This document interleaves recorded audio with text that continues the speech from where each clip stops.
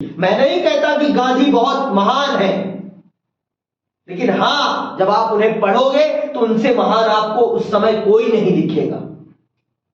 जिसने पूरे देश को एक साथ जोड़ा है, किसी में यह कौशल नहीं था कि वो पूरे भारत को जोड़ सके, लेकिन गांधी ने वो करके दिखाया है। इसीलिए गांधी महान है और आपको मानना पड़ेगा कि गांधी महान है। इन लोगों ने अलग अलग नेतृत्व संभाला।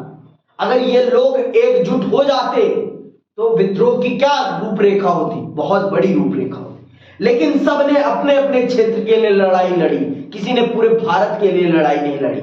यही इस विद्रोह में सबसे बड़ी खामी थी कि सबने अपने, रानी लक्ष्मीबाई ने अपनी झांसी को आजाद कराने के लिए, कुंवर प्रताप ने बिहार को आजाद कराने के लिए, समझ में आई बात, सबने अपने अपने क्षेत्र के लिए लड़ाई लड़ी, किसी ने भारत के लिए लड़ाई नहीं लड़ी। इसीलिए ये विद्रोह सफल नहीं हो पाया। अगर ये सब लोग एकजुट होकर भारत के लिए लड़ते तो मैं डंके की चोट पे कह रहा हूं कि 1857 में ही भारत आजाद हो गया होता।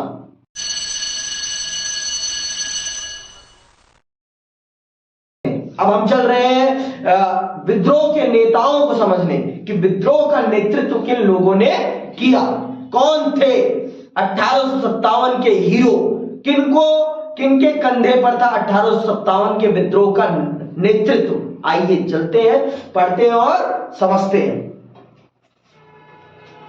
विशाल संसाधनों के स्वामी अंग्रेजों का सामना करने के लिए नेतृत्व और संगठन की अत्यधिक आवश्यकता थी।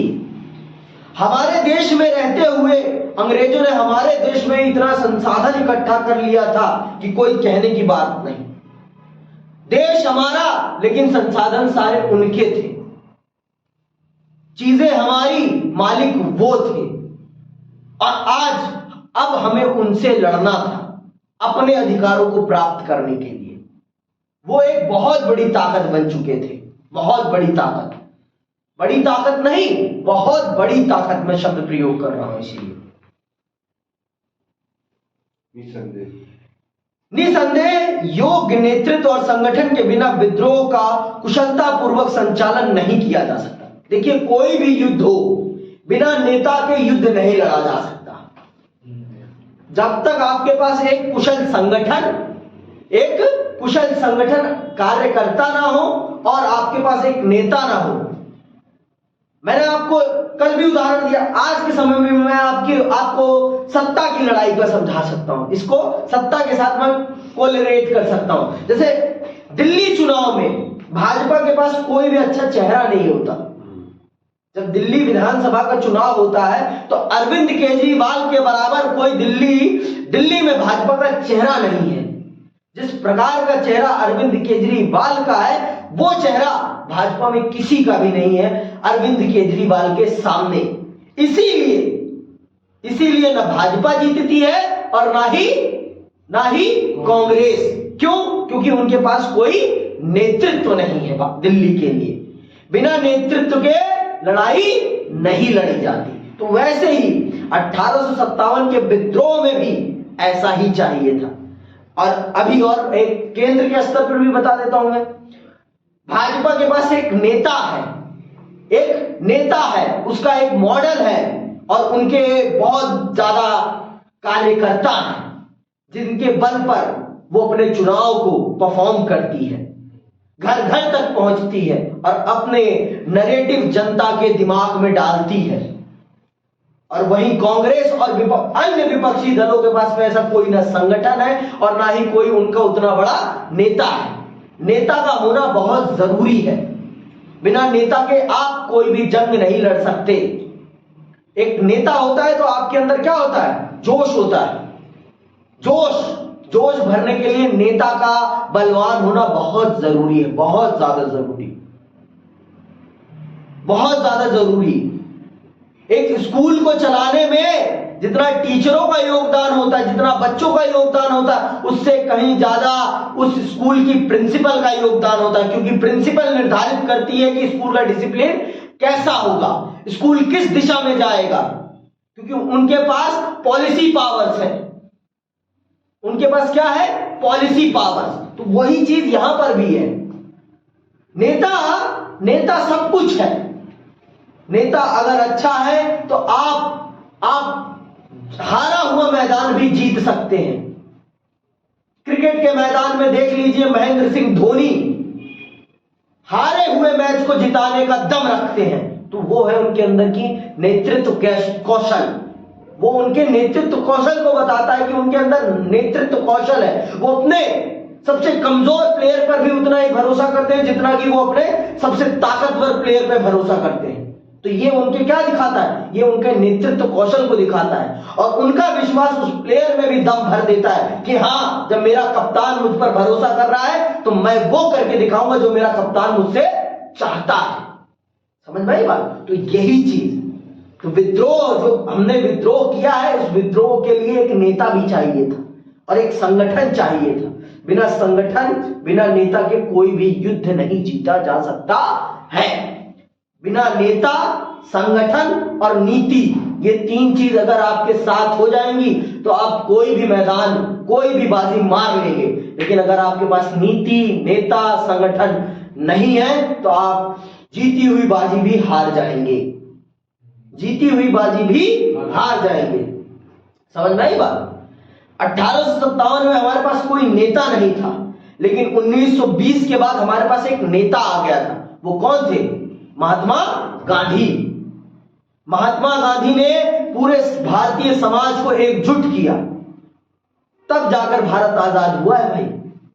नेता है वो इस राष्ट्र के सबसे बड़े नेता, जिन्होंने हर वर्ग को अपने साथ जोड़ा है, हर वर्ग को। इसीलिए महात्मा गांधी महान है, राष्ट्रपिता की उन्हें उपाधि दी गई है। समझ में आई बात? उनके कर्मों के कारण 1857 में हम वो नेता नहीं खोज पाए अपने लिए, नहीं तो हम ये भी बाजी जीतते। सुनना ध्यान से। इन उद्देश्यों की पूर्ति के लिए विद्रोही ऐसे लोगों की शरण में गए जो भारत में ब्रिटिश शासन की स्थापना से पहले नेताओं की भूमिका निभाते थे और जिन्हें नेतृत्व एवं संगठन के क्षेत्र में अच्छा अनुभव था, जैसा कि आप आगामी पृष्ठों में पढ़ेंगे। मेरठ में विद्रोह करने के बाद सिपाहियों ने तत्काल दिल्ली की ओर प्रस्थान कर दिया। आपको ये याद होगा कि दिल्ली मुगल साम्राज्य की राजधानी थी। याद रखना ये सारी चीज। दिल्ली मुगल साम्राज्य की राजधानी थी। एक किताब इधर, ठीक है, आप इसमें देखो, आप इसमें से देखो, ठीक है। दिल्ली मुगल साम्राज्य की राजधानी थी। कहाँ गए? राजधानी दिल्ली पहुंचते ही आपको याद होगा कि दिल्ली मुगल साम्राज्य की राजधानी थी और मुगल सम्राट बहादुर शाह द्वितीय दिल्ली में निवास करता था। हमारे देश में उस समय भी बादशाह की उपाधि सिर्फ किसे प्राप्त थी? बहादुर शाह द्वितीय को। बहादुर शाह द्वितीय मुगल साम्राज्य के आखिरी बादशाह हैं। आपसे एक नंबर का प्रश्न ये भी पूछा जा सकता है कि मुगल साम्राज्य के आखिरी बादशाह कौन है? तो बहादुर शाह जफर द्वितीय। बहादुर शाह जफर द्वितीय मुगल साम्राज्य के आखिरी वंशज हैं। समझ में आ गई बात? आगे सुनो। दिल्ली पहुंचते ही सिपाहियों ने वृद्ध मुगल सम्राट के से विद्रोह का नेतृत्व संभालने का अनुरोध किया था, जिसे सम्राट ने कुछ हिचकिचाहट के बाद स्वीकार कर लिया था। इसी प्रकार कानपुर में सिपाहियों, और अंडरलाइन कर लेना कि कहां कहां किसने नेतृत्व को संभाला है। बाद में अगर पूछा जाए तो यह मत बोलना कि भैया हमने तो सुना नहीं। समझ में आई बात? सुन लो।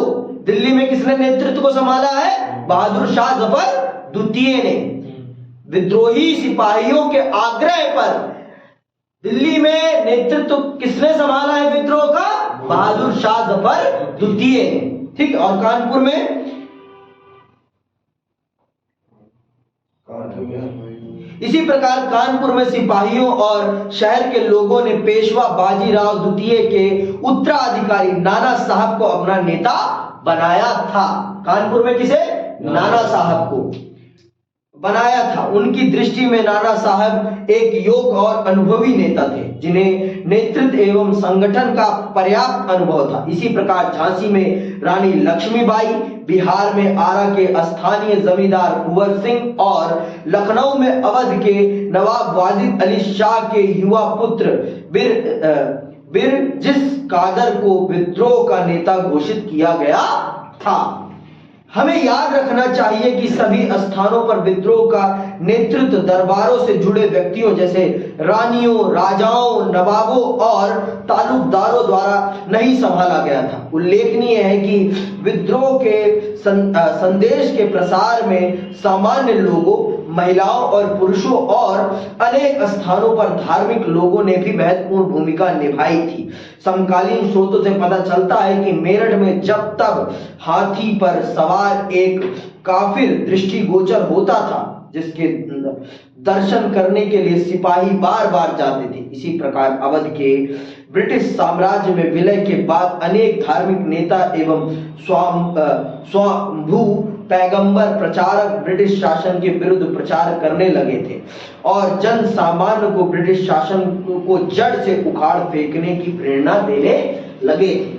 तो सिर्फ इन्हीं लोगों ने नहीं, दरबारी लोगों ने ही नहीं विद्रोह का बिगुल बजाया। सबने, भारत के हर उस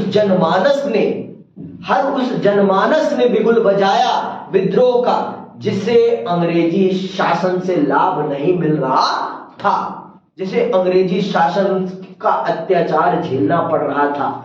और सिर्फ 5%, मैं ज्यादा बोल रहा हूं, 5% तो 5% लोग ही थे जिनको अंग्रेजी शासन से लाभ मिल रहा था।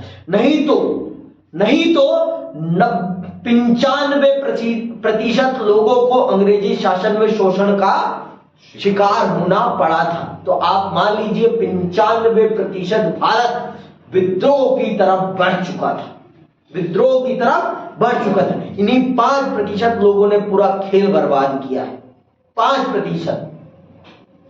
कहते हैं ना, एक गंदी मछली पूरे तालाब को बर्बाद कर देती है, वही वाली चीज है, वही वाली बात है। इन 5% लोगों ने भारत को फिर 100 साल के लिए गुलाम बनवा दिया था, फिर 100 साल के लिए। समझ में आई बात? तो ये बड़ी बात है, ये समझने वाली बात है और हमें ये जानना बहुत जरूरी है कि हमें अपने देश को कैसे चलाना है। समझ में आई बात? आप इस बात को समझो कि इस देश में कितनी समस्याएं हैं। ये इस देश को आजादी एक दिन में नहीं मिली है। मैं नहीं कहता कि गांधी बहुत महान है, लेकिन हां, जब आप उन्हें पढ़ोगे तो उनसे महान आपको उस समय कोई नहीं दिखेगा। जिसने पूरे देश को एक साथ जोड़ा है, किसी में यह कौशल नहीं था कि वो पूरे भारत को जोड़ सके, लेकिन गांधी ने वो करके दिखाया है। इसीलिए गांधी महान है और आपको मानना पड़ेगा कि गांधी महान है। इन लोगों ने अलग अलग नेतृत्व संभाला। अगर ये लोग एकजुट हो जाते तो विद्रोह की क्या रूपरेखा होती, बहुत बड़ी रूपरेखा होती। लेकिन सबने अपने अपने क्षेत्र के लिए लड़ाई लड़ी, किसी ने पूरे भारत के लिए लड़ाई नहीं लड़ी। यही इस विद्रोह में सबसे बड़ी खामी थी कि सबने अपने, रानी लक्ष्मीबाई ने अपनी झांसी को आजाद कराने के लिए, कुंवर प्रताप ने बिहार को आजाद कराने के लिए, समझ में आई बात? सबने अपने अपने क्षेत्र के लिए लड़ाई लड़ी, किसी ने भारत के लिए लड़ाई नहीं लड़ी। इसीलिए ये विद्रोह सफल नहीं हो पाया। अगर ये सब लोग एकजुट होकर भारत के लिए लड़ते तो मैं डंके की चोट पे कह रहा हूं कि 1857 में ही भारत आजाद हो गया होता, भारत आजाद हो गया होता। समझ में आई बात? आगे सुनना, क्योंकि जनता पूर्ण रूप से अंग्रेजी शासन के विरुद्ध हो गई थी। जनता पूर्ण रूप से अंग्रेजी शासन के विरुद्ध हो गई थी। अन्य स्थानों पर अनेक स्थानीय नेताओं ने विद्रोह की बागडोर संभाली हुई थी। वे किसानों, जमींदारों तथा आदिवासियों को ब्रिटिश शासन के विरुद्ध शस्त्र उठाने की प्रेरणा दे रहे थे। उदाहरण के लिए आधुनिक उत्तर प्रदेश में बड़ौद परगना में शाहमल नामक एक स्थानीय नेता ने ब्रिटिश शासन के विरुद्ध गांव वालों को संगठित करने में महत्वपूर्ण भूमिका निभाई। इसी प्रकार छोटा नागपुर स्थित सिंह भूमि के गोनू नामक एक आदिवासी काश्तकार ने अपने क्षेत्र के कोल आदिवासियों को ब्रिटिश शासन के विरुद्ध शस्त्र उठाने के लिए प्रेरित किया तथा उन्हें संगठित करके नेतृत्व प्रदान किया। समझ में आई बात? तो उनको उसने तैयार किया कि खड़े हो जाओ, अब नहीं खड़े होगे तो फिर देश नहीं बच पाएगा। अगर देश को बचाना चाहते हो तो अब तो उठ खड़े हो, सोए बच्चों, नहीं तो ये देश सोता ही रह जाएगा और ये जो आए हैं बाहर के ये लूट कर तुम्हें चले जाएंगे। अब तो उठ जाओ, अब तो उठ जाओ सोए हुए शेरों, अब नहीं उठोगे तो फिर इस देश को बचा नहीं पाओगे। विद्रोह का प्रारंभ और विस्तार। विद्रोह कब प्रारंभ हुआ और कितना बड़ा हुआ, ये समझते हैं। चलिए, जैसा कि पहले उल्लेख किया जा चुका है, चर्बी वाले कारतूसों का मामला 1857 ईस्वी के विद्रोह का तात्कालिक कारण बना। मैंने पहले ही बता दिया आपको कि ये इकट्ठा हुए ईंधन के लिए माचिस थी। इकट्ठा हुआ जो कारण था उसको जलाने के लिए माचिस चाहिए थी और ये चर्बी वाले कारतूसों ने वही काम किया, माचिस वाला काम इसी ने किया और विद्रोह को जला दिया, अर्थात प्रारंभ कर दिया। सुनना ध्यान से। विद्रोह के प्रमुख नेताओं नाना साहब, झांसी की रानी लक्ष्मीबाई, मुगल सम्राट बहादुर शाह द्वितीय, अवध की बेगम हजरत महल, बिहार में आरा के राजा कुंवर सिंह आदि ने ब्रिटिश सत्ता के विरुद्ध एक देशव्यापी विद्रोह प्रारंभ करने की तिथि 31 मई 1800, अंडरलाइन करना इसको, 31 मई 1857 ईस्वी निश्चित की थी, किंतु चर्बी वाले कारतूसों के मामले के कारण विद्रोह निश्चित तिथि से पूर्व ही फूट पड़ा।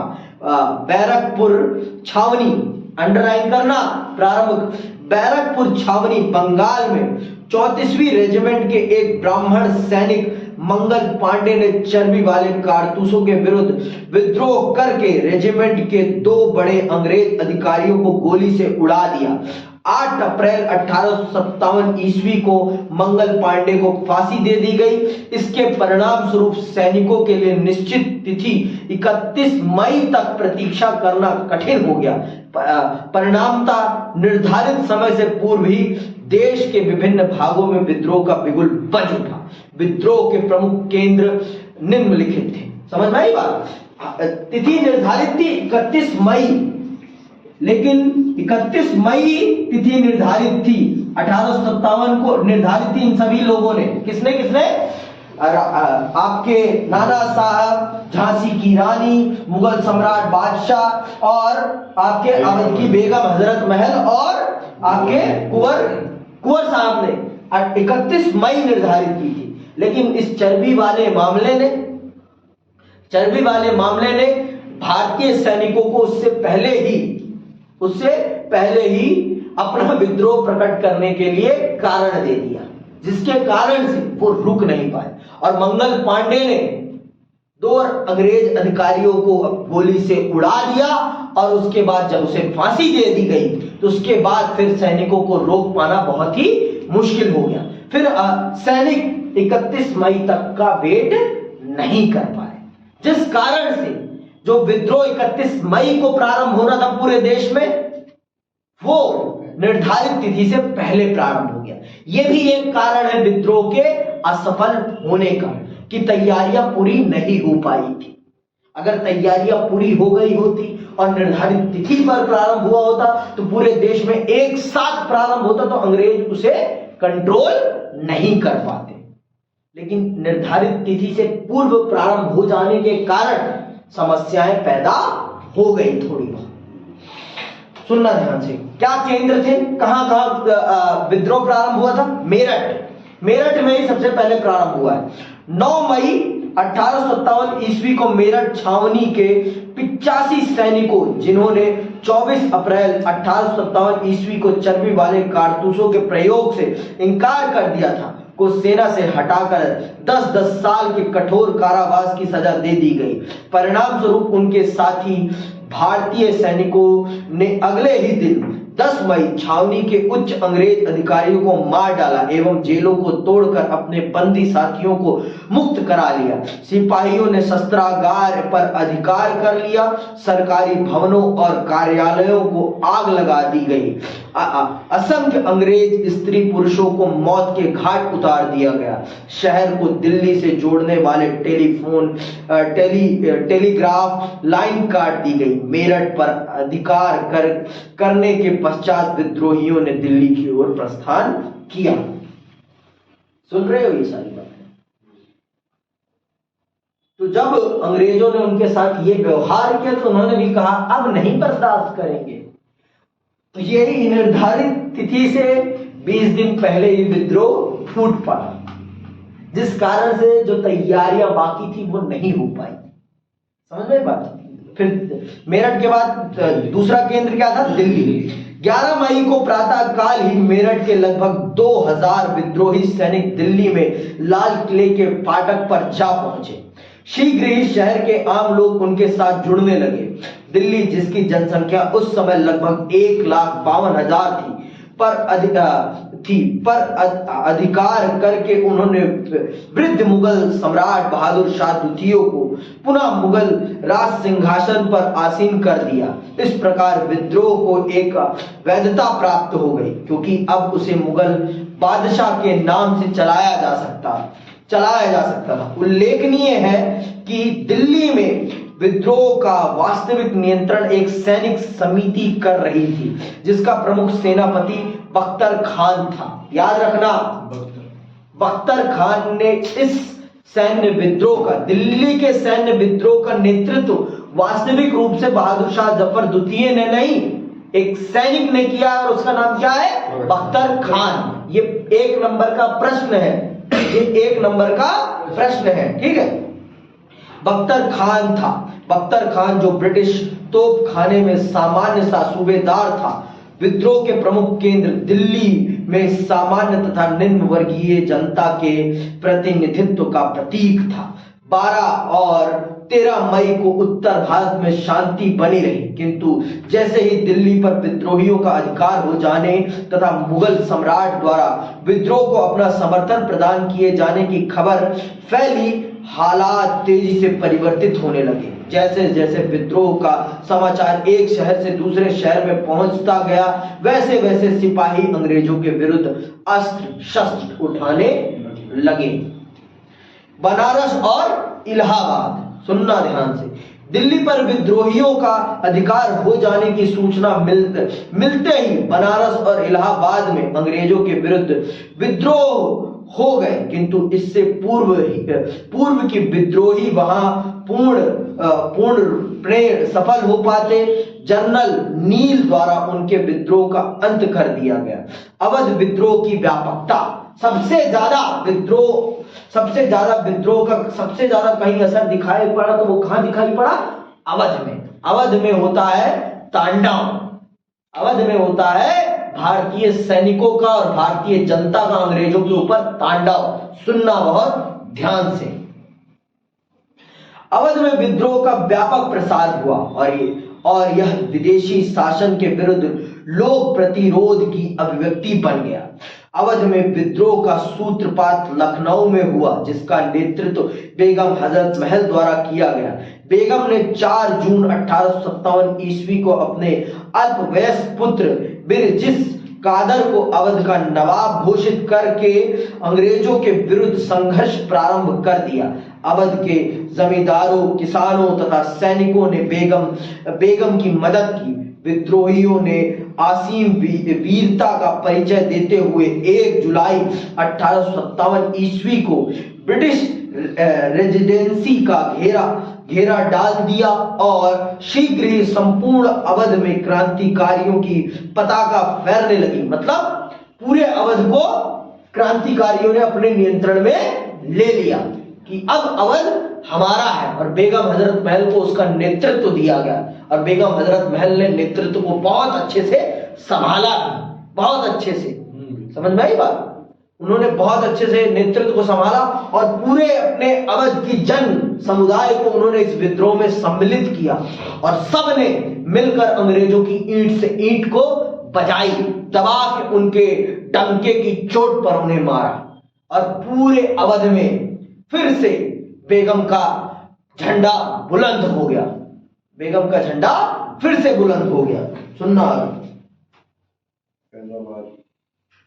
फैजाबाद के मौलवी अहमदुल्ला शाह ने लखनऊ के विद्रोह में महत्वपूर्ण भाग लिया। अवध में विद्रोह के व्यापक प्रसार का सर्वाधिक महत्वपूर्ण कारण यह था कि इस क्षेत्र में ब्रिटिश शासन ने राजकुमारों, तालुकदारों, किसानों एवं सिपाहियों सभी को समान रूप से प्रभावित किया था। सभी ने अवध में ब्रिटिश शासन की स्थापना के परिणाम स्वरूप अनेक प्रकार की पीड़ाओं को अनुभव किया था। सभी के लिए अवध में ब्रिटिश शासन का आगमन एक दुनिया की समाप्ति का प्रतीक बन गया था। जो चीजें लोगों को बहुत प्रिय थी वे उनकी आंखों के सामने ही छिन्न भिन्न हो रही थी। 1857 ईस्वी का विद्रोह मानो उनकी सभी भावनाओं, मुद्दों, परंपराओं एवं निष्ठाओं की अभिव्यक्ति का स्रोत बन गया था। मतलब अवध की जनता का जो दर्द था वो बहुत ही ताजा था। उनके बादशाह को निरस्त कर दिया गया था और उन्हें निकाल दिया गया था, और जो वहां के किसान थे, जमींदार थे, उन सबको उनसे रोजगार छीन लिया गया था। तो वहां का दर्द नया नया था और वहां की जनता पे जो अंग्रेजों का अत्याचार प्रारंभ हुआ था उससे जनता त्राहिमाम हो गई थी। और जब उन्हें अपना विद्रोह प्रकट करने का मौका मिला तो उन्होंने अपना विद्रोह बहुत बेहतरीन तरीके से प्रकट किया। अवध के ब्रिटिश ईस्ट इंडिया कंपनी के साम्राज्य में विलय से केवल नवाब ही नहीं, नवाब ही अपनी गद्दी से वंचित नहीं हुआ था, अपितु इसने इस क्षेत्र के तालुकदारों को भी उनकी शक्ति, संपदा एवं प्रभाव से वंचित कर दिया था। जब बादशाह ही नहीं रहा तो बादशाह का संगठन क्यों रहेगा? बादशाह के वफादार लोगों को अंग्रेज क्यों नौकरी देंगे? उनको भी निकाल दिया गया था। मतलब बादशाह के चले जाने से अवध की जनता लावारिस हो गई थी। अवध की जनता लावारिस हो गई थी। इसीलिए जब उनको मौका मिला तो उन्होंने भी अपने बादशाह के प्रति अपनी वफादारी का नमक अदा किया और बताया कि हमारा बादशाह हमारे लिए हमारा खुदा था। तुमने उनको निकाल कर हमारे खुदा को तुमने हमारे दिल से निकाला है, तो तुम कैसे हमारे दिल में आ सकते हो? उनको लात मार के बाहर निकाला विद्रोह के माध्यम से। अवध की जनता ने पूर्ण रूप से विद्रोह में अपना पूरा योगदान दिया। सबसे ज्यादा अगर विद्रोह का कहीं प्रभाव दिखा तो वो था अवध में। अवध में सबसे ज्यादा विद्रोह का प्रभाव दिखा। आगे सुनना। उल्लेखनीय है कि तालुकदारों का चिरकाल से अपने अपने क्षेत्र में महत्वपूर्ण स्थान था। अवध के संपूर्ण देहाती क्षेत्रों में तालुकदारों की जागीरें एवं किले थे। उनका अपने क्षेत्र की जमीन और सत्ता पर प्रभावशाली नियंत्रण था।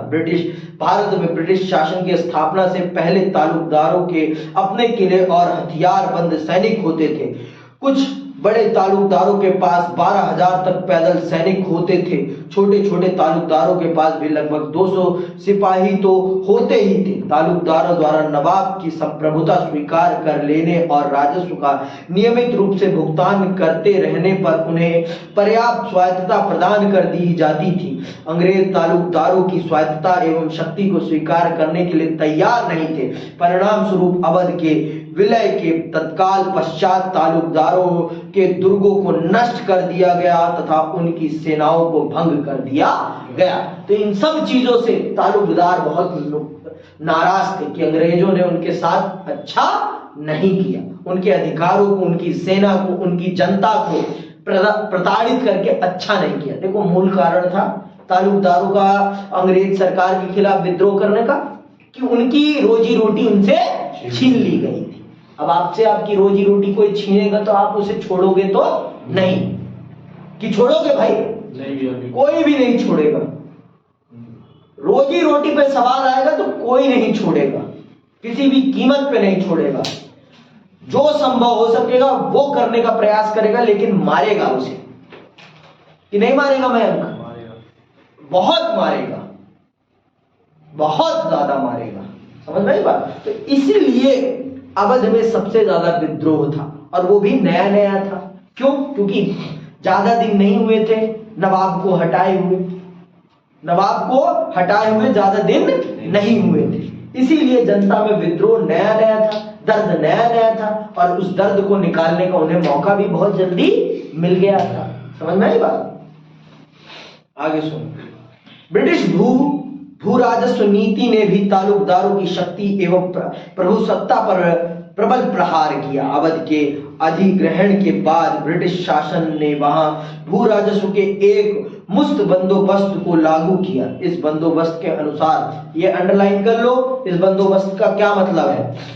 एक मुस्त बंदोबस्त को लागू किया। इस बंदोबस्त के अनुसार तालुकदारों को केवल बिचौलिए अथवा मध्यस्थ माना गया, जिनके जमीन पर मालिकाना हक नहीं थे और जिन्होंने छल प्रपंच के द्वारा जमीन पर अपना अधिकार किया हुआ था। इस प्रकार इस बंदोबस्त के अंतर्गत तालुकदारों को उनकी जमीनों से वंचित किया जाने लगा। उपलब्ध साक्ष्यों से पता चलता है कि अधिग्रहण से पहले अवध के 67% गांव तालुकदारों के अधिकार में थे, किंतु एक मुस्त बंदोबस्त लागू किए जाने के बाद उनके अधिकार में केवल 38% गांव रह गए। दक्षिण अवध के तालुकदारों के 50% से भी अधिक गांव उनके हाथ से निकल गए। तो इस प्रकार से तालुकदारों से उनकी कमाई का साधन जब उनसे छीन लिया ब्रिटिश सरकार ने अपनी नीतियों के कारण, तो अब तालुकदारों के पास विद्रोह करने के अलावा कोई चारा नहीं रह गया। अगर विद्रोह नहीं करते तो उनके पास खाने कमाने का भी मौका नहीं बचता। इसीलिए उनके लिए कंपलसरी हो गया था कि अब विद्रोह किया जाए, नहीं तो जीवित नहीं रहा जाएगा।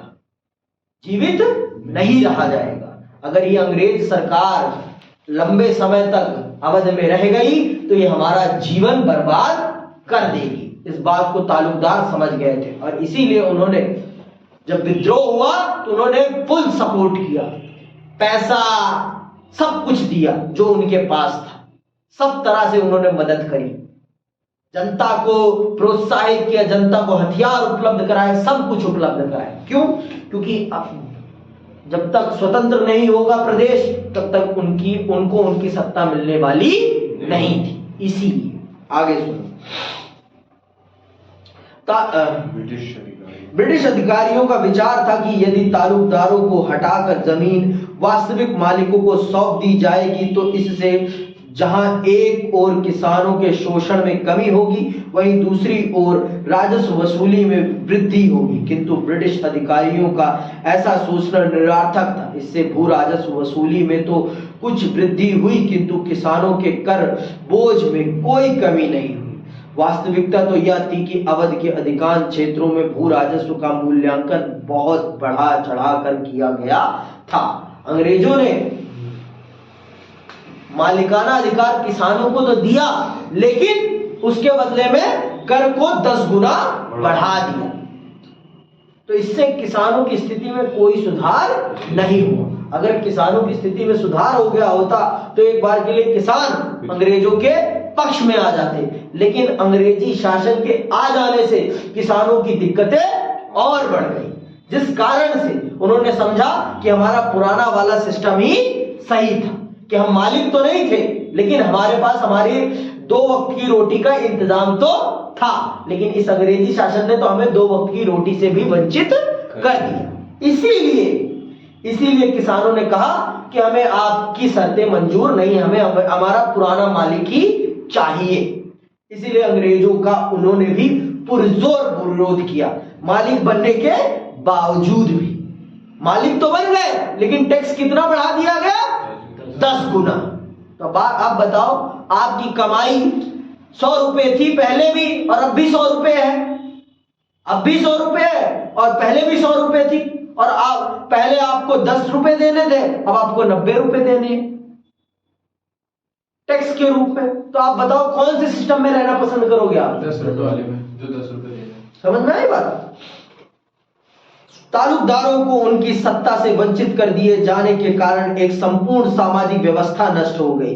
किसानों को ताल्लुकदारों के साथ बंधने वाले निष्ठा और संरक्षण के बंधन नष्ट भ्रष्ट हो गए। उल्लेखनीय है कि यदि ताल्लुकदार जनता का उत्पीड़न करते थे तो विपत्ति की घड़ी में एक दयालु अभिभावक के समान वे उनकी देखभाल भी करते थे। अवध के अधिग्रहण के बाद मनमाने राजस्व, अकाल एवं गैर लालची राजस्व व्यवस्था के कारण किसानों की स्थिति दयनीय हो गई। अब किसानों को ना तो विपत्ति की घड़ी में अथवा फसल खराब हो जाने पर सरकारी राजस्व में कमी की जाने की आशा थी और ना ही तीज त्योहारों पर किसी प्रकार की सहायता अथवा कर्ज मिल पाने की कोई उम्मीद थी। पहले तो सब कुछ मिल जाता था, अब फसल खराब हो जाती थी तो ताल्लुकदार कर भी माफ कर देता था। लेकिन अंग्रेजों का तो ये कहीं से उद्देश्य ही नहीं था।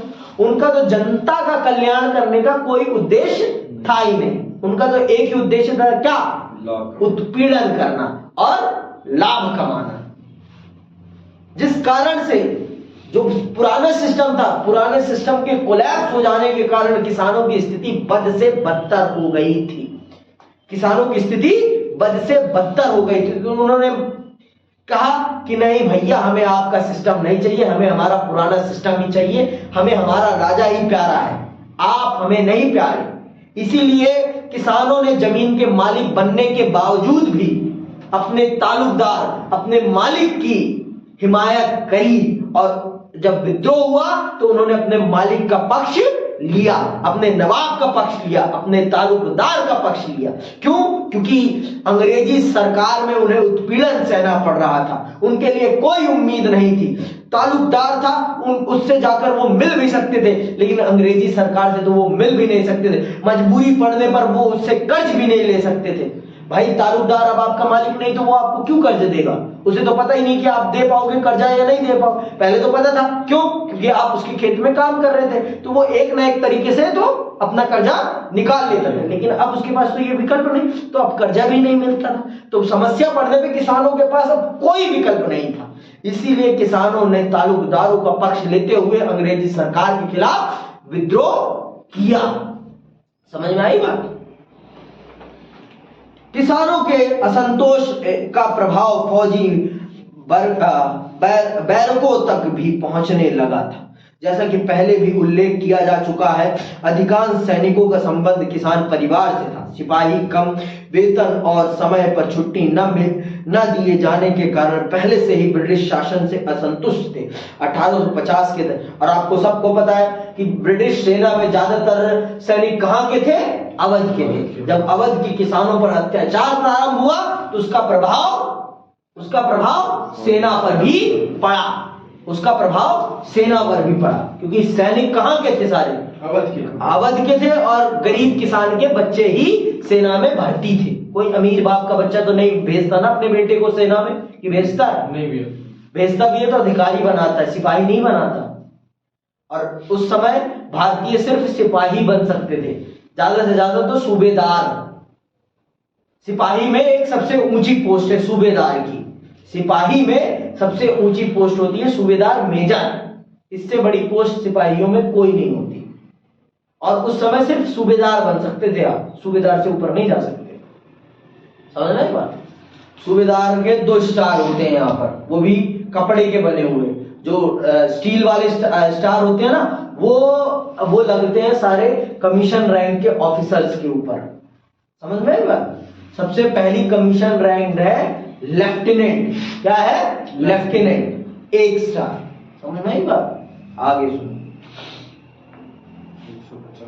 किसानों के असंतोष, ये हो गया 150 के दशक तक पहुंचते पहुंचते अनेक नए कारणों से उनके असंतोष में और अधिक वृद्धि होने लगी। यह याद रखा जाना चाहिए कि 1857 ईस्वी में अवध के जिन जिन क्षेत्रों में ब्रिटिश शासन को कठोर प्रतिरोध का सामना करना पड़ा, वहां संघर्ष की वास्तविक बागडोर तालुकदारों एवं किसानों के हाथ में थी। अधिकांश तालुकदारों की अवध के नवाब के प्रति गहरी निष्ठा थी। अंततः वे लखनऊ जाकर बेगम हजरत महल के नेतृत्व में ब्रिटिश शासन के विरुद्ध संघर्ष में सम्मिलित हो गए। उल्लेखनीय है कि कुछ तालुकदार तो बेगम की पराजय के बाद भी ब्रिटिश शासन के विरुद्ध संघर्ष में जुटे रहे थे। इस प्रकार यह स्पष्ट हो जाता है कि तालुकदारों और सिपाहियों के असंतोष ने अवध में इस विद्रोह की व्यापकता को विशेष रूप से प्रभावित किया। वास्तव में यदि सिपाही अपने अफसरों के आदेशों की अवहेलना करके शस्त्र उठा लेते थे तो तत्काल ही उन्हें ग्रामों में अपने भाई बंधुओं का सहयोग प्राप्त हो जाता था। इसमें कोई संदेह नहीं कि इस विद्रोह में किसानों ने सिपाहियों के कंधे से कंधा मिलाकर ब्रिटिश शासन के विरुद्ध संघर्ष किया था। तो किसानों ने भी अपने सिपाही भाइयों के समान कंधे से कंधा मिलाकर अंग्रेजी सरकार के खिलाफ विद्रोह का बिगुल बजाया था। समझ में आई बात? अब उसके बाद कहां था विद्रोह? बरेली तथा शाहजहांपुर। बरेली तथा शाहजहांपुर। बरेली में खान बहादुर खां के नेतृत्व में सफल विद्रोह हुआ। खान ने बरेली पर अधिकार करके स्वयं को वहां का स्वतंत्र शासक घोषित कर दिया। लखनऊ के पतन के पश्चात मौलवी अहमदुल्ला ने शाहजहांपुर पहुंचकर पुनः ब्रिटिश सत्ता को चुनौती दी और शाहजहांपुर पर अपना अधिकार कर लिया। किंतु पावन के राजा जगन्नाथ सिंह के भाई ने 50,000 रुपए के लोभ में उन्हें धोखे से मरवा दिया। समझ में? तो अपने लोगों ने ही अपने घर को जलाने में मदद की है अंग्रेजों की, किसी और ने नहीं, किसी और ने नहीं। अगला कानपुर। कानपुर में क्रांतिकारियों का नेतृत्व स्वर्गीय पेशवा बाजीराव द्वितीय के दत्तक पुत्र नाना साहब ने किया। उनके प्रमुख एवं विश्वसनीय साथी थे तात्या टोपे और अजीमुल्लाह खां। नाना साहब ने जून 1857 ईस्वी के प्रथम सप्ताह में कानपुर पर अधिकार करके स्वयं को पेशवा घोषित कर दिया। कानपुर के सती चौरा गंगा घाट पर सभी अंग्रेजों को सपरिवार नौकाओं में बैठाकर गोलियों से भून दिया गया। गोलियों से भून दिया गया, नौका में बिठाकर कि तुम्हारी गंगा पार हम ऐसे ही करा देते, स्वर्ग में जाओ सीधे। गंगा में बिठाकर गोली मार दी गई और नाव जला दी गई कि सीधे तुम गंगा में जाओ, तुम्हें किसी को प्रवाहित करने की जरूरत नहीं है, तुम सीधे गंगा में जाओ। तो इस तरह से कानपुर में हुआ। झांसी में क्या हुआ? झांसी तथा ग्वालियर। मध्य भारत में स्वर्गीय राजा गंगाधर राव की विधवा लक्ष्मीबाई के नेतृत्व में जून 1857 ईस्वी में विद्रोहियों ने झांसी पर अपना अधिकार कर लिया। किंतु झांसी पर अंग्रेजी सेनाओं का पुनः अधिकार हो जाने के कारण रानी लक्ष्मीबाई झांसी छोड़कर कल्पी चली गई। लक्ष्मीबाई ने तात्या टोपे के सहयोग से अंग्रेजों के मित्र सिंधिया, सुन लो, आज के जो सिंधिया हैं वो किनके मित्र थे? अंग्रेजों के मित्र थे। सुन लो यहां लक्ष्मीबाई ने तात्या टोपे के सहयोग से अंग्रेजों के मित्र सिंधिया के राज्य ग्वालियर पर अपना अधिकार कर लिया। ग्वालियर का राजा जीवाजी राव तथा उसका मंत्री दिनकर राव भयभीत होकर अंग्रेजों की शरण में आगरा चले गए। समझ में आ गई बात? विद्रोह के अन्य केंद्र और कहां विद्रोह हुआ है ये भी जान लेते हैं। ये सारे तो प्रमुख केंद्र थे, और भी बहुत सारे केंद्र थे जहां विद्रोह हुआ था। वो क्या थे सुन लो। इन महत्वपूर्ण केंद्रों के अतिरिक्त बिहार में जगदीशपुर, पंजाब में सियालकोट। आज सियालकोट कहाँ है? आज सियालकोट पाकिस्तान में पड़ता है। आज ये जो सियालकोट है ये पाकिस्तान में पड़ता है, ठीक है। जालंधर, फिरोजपुर, फिल्लौर और अजनाला आदि तथा आधुनिक हरियाणा के गुड़गांव, रोहतक, सिरसा, रेवाड़ी, पानीपत तथा थानेसर आदि में भी क्रांति की ज्वाला की भीषण लपटें उठी और कुछ समय के लिए तो पूरे ब्रिटिश साम्राज्य का अस्तित्व ही खतरे में पड़ गया। रेवाड़ी के शासक राव तुलाराम और उनके चचेरे भाई गोपाल देव, झज्जर के नवाब अब्दुल रहमान खां, पलवल के मिर्जा गौहर अली तथा हर सुख राय, वल्लभगढ़ के राजा नाहर सिंह और फर्रुखा नगर के नवाब अहमद अली आदि सभी ने अंग्रेजों के विरुद्ध क्रांति में महत्वपूर्ण भाग लिया। मेवात में नसीरुद्दीन नामक किसान के नेतृत्व में विद्रोह करके विद्रोहियों ने अनेक ब्रिटिश राजभक्तों को मौत के घाट उतार दिया। वर्तमान हरियाणा की सर्वाधिक भयंकर लड़ाई 16 नवंबर 1857 ईस्वी को नरनौल के समीप नसीबपुर गांव में हुई, जिसमें ब्रिटिश कमांडर कर्नल जेरार्ड व कैप्टन वेलिस मारे गए और क्रेज कैनेडी तथा प्रियर्स घायल हुए। इस लड़ाई में 70 ब्रिटिश सैनिक मारे गए तथा 45 घायल हुए। पानीपत में विद्रोह का नेतृत्व बुआली कलदर मस्जिद के इमाम ने किया। इमाम मतलब पंडित ने, जैसे हिंदू धर्म में जिसे मंदिर के पंडित कहा जाता है, उसे ही मस्जिद में इमाम कहा जाता है। ठीक है, इस्लाम में जो रिचुअल्स कराता है, इस्लामिक रिचुअल्स कराता है, उसे इमाम कहा। मौलवी इमाम एक ही बात है। पंडित पुजारी। ठीक है। अब मल्ला अंबाला में 60वीं इमाम की बात है। अरे पढ़ने तो यार। अंबाला में 60वीं तथा 5वीं देशी पलटन ने विद्रोह किया। इसी प्रकार राजस्थान और महाराष्ट्र के अनेक सरदार भी अपनी जनता का समर्थन प्राप्त करके विद्रोही बन गए। हैदराबाद, बंगाल एवं बिहार में भी कई स्थानों पर विद्रोह हुए। महाराष्ट्र में विद्रोह का प्रारंभ रंगा बापू जी ने किया। 10 जून 1857 ईस्वी को सतारा में और 13 जुलाई को पठरपुर में विद्रोह हुआ।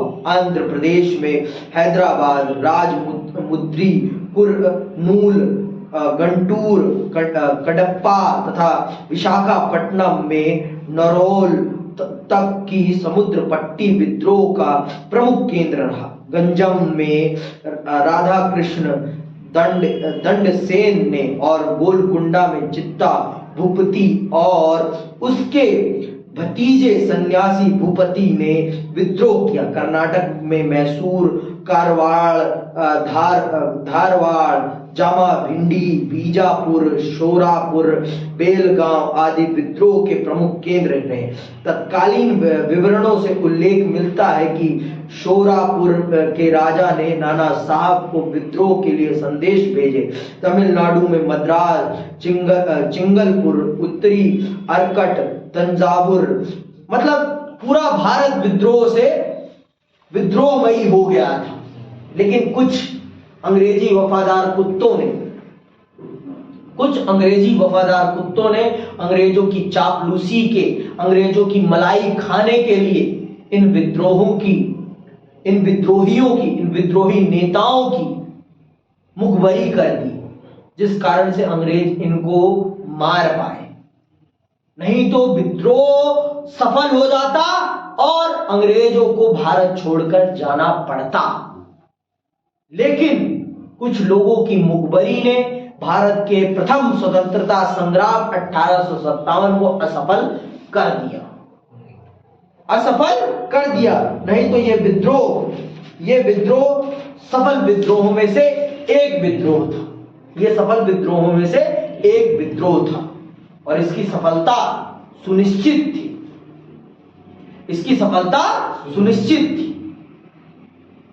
समझ में आई बात? कुछ वफादार कुत्तों ने अपने मालिकों की चापलूसी के चलते भारत को गुलामी की गर्द में ठेल दिया, फिर 100 सालों के लिए। समझ में आई बात? अब आप देख लो। और इस विद्रोह के हिंदू मुस्लिम एकता का सबसे बड़ा प्रतीक माना गया। फिर इसी के बाद अंग्रेजों ने एक नारा निकाला कि अगर भारत पर शासन करना है तो फूट डालो और राज करो की नीति उन्होंने फिर अपनाई।